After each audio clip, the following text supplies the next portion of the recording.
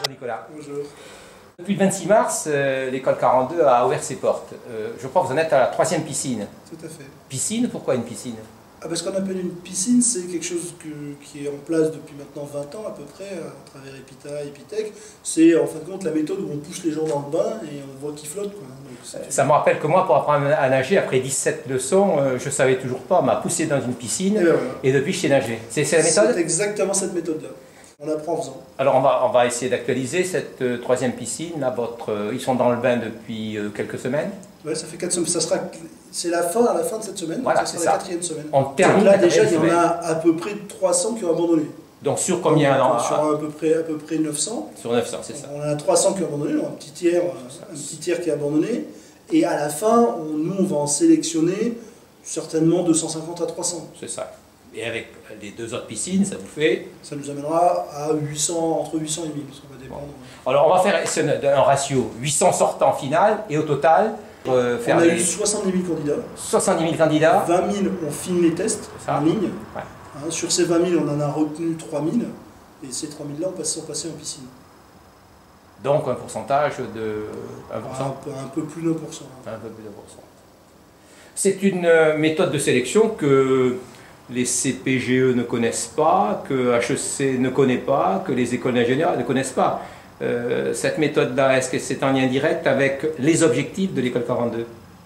Oui, on cherche à faire chercher effectivement des talents qui ne ressemblent pas aux talents qui sont aujourd'hui détectés dans le système classique des différentes écoles aujourd'hui.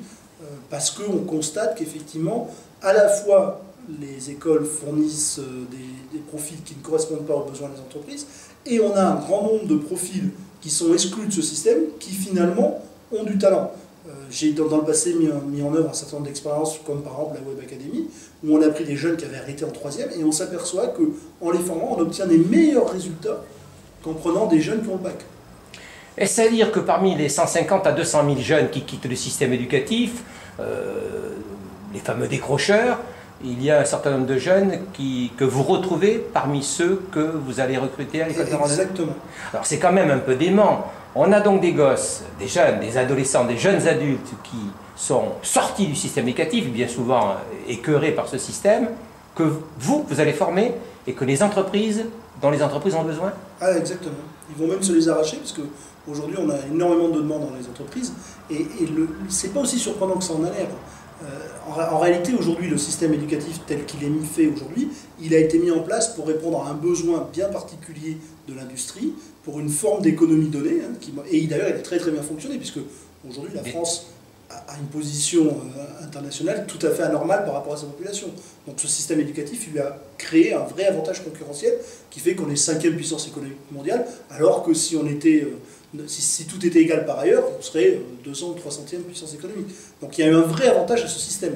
Il crée des gens très disciplinés, très normalisés, très capables de travailler dans une hiérarchie bien organisée, et ça fonctionne très bien pour des usines, pour fabriquer en masse des produits de très grande qualité, avec une fiabilité très forte. Le problème, c'est que dans le monde du numérique, et dans l'économie qui est en train de se dessiner, ces valeurs-là ne sont pas les valeurs les plus importantes. La valeur essentielle aujourd'hui, c'est la capacité à innover, la capacité à créer, la capacité à fabriquer du nouveau, la capacité à collaborer, la capacité à coordonner des équipes. Or, aujourd'hui, le système scolaire tel qu'il est fait en France, et pas seulement en France, d'ailleurs sur l'ensemble de l'Occident de façon générale, a tendance à détruire la collaborativité très tôt, mais vraiment très tôt. Et la créativité. Et par conséquent, la créativité est très fortement liée à une forme de contestation et de divergence. Oui. C'est un équilibre, parce que ça ne marche pas, dans le cas au complet ça ne marche pas non plus, mais il y a un équilibre, et là l'équilibre de notre côté est trop fort dans la discipline. Et deuxièmement, la diversité. La diversité est un élément essentiel de la créativité aujourd'hui, c'est-à-dire que la créativité individuelle a presque plus de place, en tout cas dans l'industrie, et donc on a besoin de créativité collective, et ça, on fait un très gros effort dans le système éducatif aujourd'hui pour rompre les liens naturels qu'ont les enfants entre eux, pour cloisonner. J'entendais l'autre jour de quelqu'un qui était amusant, qui disait « Oui, mais ces jeunes devant leurs ordinateurs, et vous n'avez pas peur qu'ils soient trop isolés ?» Mais c'est tout le contraire. Les jeunes devant les ordinateurs ne sont pas du tout isolés, alors que dans une classe, ils sont complètement isolés. Puisqu'on a un vecteur d'émission qui est un professeur, qui émet et qui isole chacun, et chaque fois qu'ils font du bruit, on les empêche. Tout petit, on leur apprend qu'il ne faut pas parler, qu'il ne faut pas discuter aux voisins, qu'il n'y a qu'une voix dans la classe. Et c'est ça qui pose problème. Aujourd'hui, nous, on les met devant une problématique et ils vont travailler en groupe et donc énormément échanger. Si vous faites le tour dans les salles informatiques, vous voyez qu'ils discutent tout le temps, ils sont en train de se contredire, il y en a certains qui improvisent des cours entre eux, mais alors certains me disent mais pourquoi faire un cours avec un étudiant plutôt qu'un professeur? C'est beaucoup plus important, il faut comprendre que le professeur, quand il professe, il est divin, il a une forme absolue, du point de vue de l'étudiant j'entends, je ne dis pas qu'il est divin de ce fond, mais l'étudiant ne peut pas remettre en cause la parole. Alors qu'un de ses camarades, c'est toujours relatif, et donc il peut en permanence... Il peut toujours s'opposer, se dire mais ce qu'il me dit c'est pas tout à fait vrai, donc il peut critiquer. Alors que le prof, on ne fait que mémoriser. Et donc on travaille une seule outil qui est la mémorisation et la discipline, et le conformisme. Voilà. Donc ça c'est très important de laisser les étudiants, et souvent j'ai des discussions avec les autres animateurs, mais il y a un étudiant qui a fait un cours où il y avait plein de conneries. C'est pas grave, c'est génial, parce que les conneries, ils vont se les rencontrer, ils vont voir que les gens peuvent avoir des opinions fausses, justes, à moitié justes, etc. Et cette diversité crée un vrai socle de créativité pour l'étudiant. Donc le pair à pair, le peer-to-peer, c'est une méthode qui permet de donner un autre statut à l'erreur. Exactement. L'erreur fait partie de la progression possible. Et c'est d'ailleurs d'erreur que les gens vont trouver de nouvelles choses, etc. C'est d'ailleurs le fondement, c'est pour ça que quand vous parlez d'étymologie sur l'école, c'est le fondement du progrès scientifique. Alors on y vient justement, on y vient parce que nous en avons parlé. École 42. École, bon, on a beaucoup glosé sur le 42, on ne va pas en reparler, mais école. Moi lorsque j'ai lu, j'ai vu, j'ai appris que vous créiez une école, la question que je me suis posée c'est, est-ce que c'est vraiment une école? Alors c'est une vraie question, d'ailleurs on a nous-mêmes entre nous eu cette discussion pendant longtemps. Un temps on avait voulu appeler ça tout sauf presque une école, oui. Donc c'était un peu long et ça devenait compliqué. On a cherché des trucs du style institution, institut, tout ça, c'était encore pire. On n'a pas trouvé de vrais mots. Effectivement aujourd'hui on ressemble assez peu à ce qui est l'ensemble des écoles telles que sont aujourd'hui en France et un peu partout dans le monde. Néanmoins, j'ai quand même l'impression, au sens étymologique de l'école, en Grèce, avec l'école plutôt artistique, hein, vous voyez, avec le maître et les groupes d'élèves qui travaillent entre eux sur des projets, etc. Donc on est vraiment sous cette forme, avec un objectif qui n'est pas de la transmission de connaissances, mais qui est du développement de personnalité et d'individus, et pour avoir des gens qui se développent au mieux. Donc je pense qu'on peut revendiquer le terme école, mais que c'est l'école en général aujourd'hui qui a divergé fortement des origines. Le Moyen-Âge, l'école, l'église, l'organisation très judéo-chrétienne de la classe, c'est un peu ce que l'on a conservé quand même. Oui, mais en fin de compte, l'école judéo-chrétienne n'avait pas pour vocation d'instruire les gens, mais de les domestiquer. Hein, ça a été même écrit dans un édit, donc c'est quelque chose d'assez précis, hein, ça a été orchestré pour transmettre une doctrine qui n'a pas pour vocation de développer les gens, mais au contraire les est-ce que l'école 42, c'est une structure, je dirais, révolutionnaire, parce qu'on en a besoin, donc je dirais parce que l'utilité est urgente? Est-ce que c'est un moyen de montrer qu'en fait l'école ne réussit pas sur ce champ-là et qu'il faudrait peut-être que l'école traditionnelle change ses méthodes? Est-ce que c'est tout ça à la fois? Moi je pense que c'est un peu tout ça à la fois. Il y a une urgence réelle. Il y a un chiffre très clair, hein. J'ai dit on est 5e puissance économique mondiale, on est 20e dans le numérique. On est en train de se faire laminer sur ce terrain, parce que peut-être que la France, qui est un des pays qui a certainement une des écoles les plus efficaces, a beaucoup de mal à accepter les changements. D'une façon générale, quand on a un avantage concurrentiel fort, il est toujours difficile de s'en débarrasser.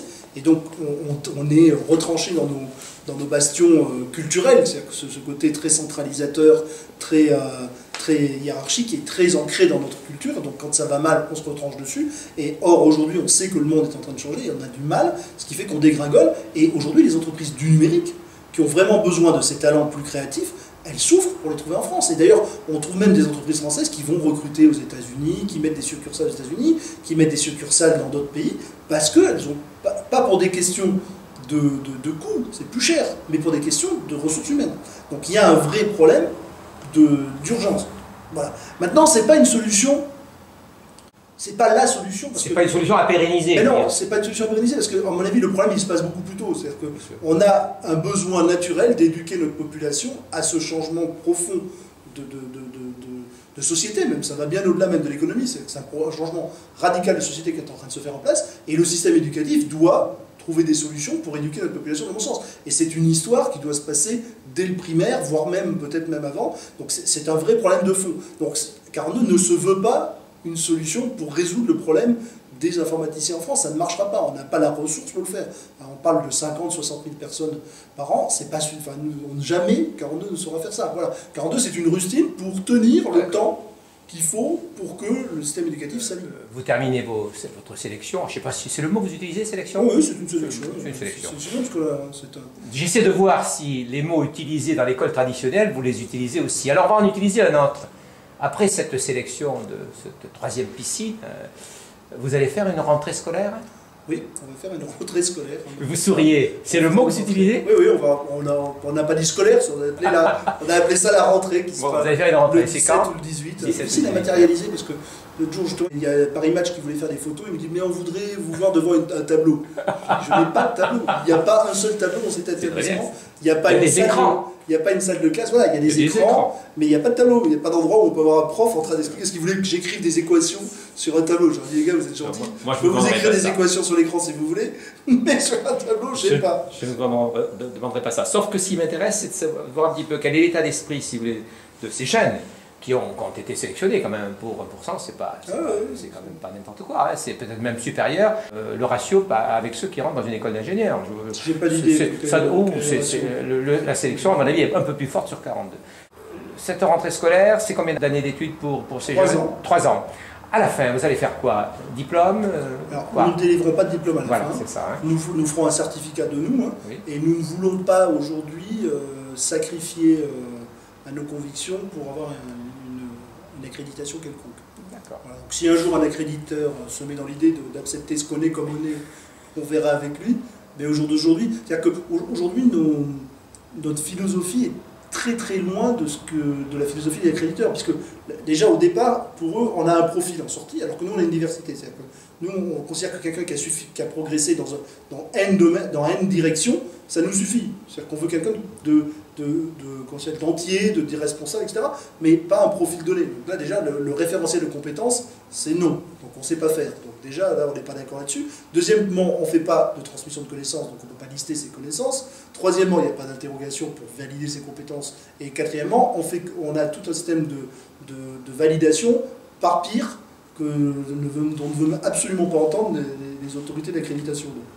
Donc on est très très loin d'une quelconque accréditation à moyen terme. Il n'empêche que vous prenez des relations, en particulier récemment, avec HEC par exemple? Oui, on a aujourd'hui, on est en train de tisser un réseau de partenariats très important, pour plusieurs raisons. D'abord parce qu'on a un très gros volume d'étudiants.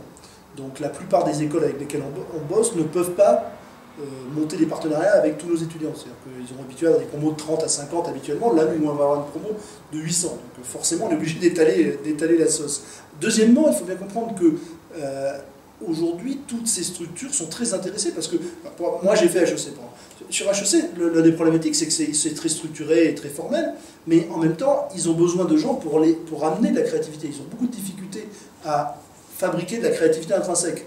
Donc on fabrique des gens ils ont des cours de management de la créativité, on a des cours d'optimisation de la créativité, on a des cours de levée de fonds, on a des cours d'organisation, mais le cours d'étincelle, il n'existe pas, quoi. Parce qu'aujourd'hui, personne n'a arrivé à comprendre précisément comment ça se passe, si ce n'est qu'on sait que ça marche bien dans la diversité, on sait que ça marche dans la confrontation des idées, on sait que ça marche à partir du moment où on a des gens exaltés et dans le plaisir. Voilà. Mais globalement, la sauce qui fait qu'on est plus créatif en cours, on n'a jamais trouvé, quoi. Et d'ailleurs, c'était assez amusant parce qu'il y avait moi, je suis abonné à Harvard Business Review, et ils avaient fait une étude qui montrait qu'en fait, plus on essayait d'enseigner la créativité et l'entrepreneuriat, moins on avait des gens entreprenants et moins on avait des gens créatifs. Parce que du coup, ils essaient d'appliquer des méthodes au lieu de se lâcher et d'essayer des nouvelles choses.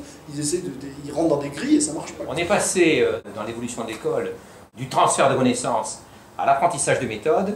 Et si on disait que l'école 42, c'est l'école de l'étincelle, ça vous conviendrait? Oui, non. L'école de l'étincelle. C'est l'école de l'étincelle. C'est une école qui a pour vocation à développer les individualités. Je disais une phrase qui est assez bien, qu'est-ce qu'on ferait si on n'avait pas peur?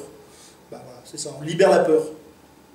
On essaie de rendre les étudiants libres de leur peur et de leurs contraintes. En donnant également un statut à l'erreur. Voilà. L'erreur fait partie des peurs. Donc au contraire, la peur, l'erreur, et notamment le système français, est considéré comme quelque chose de très inquiétant.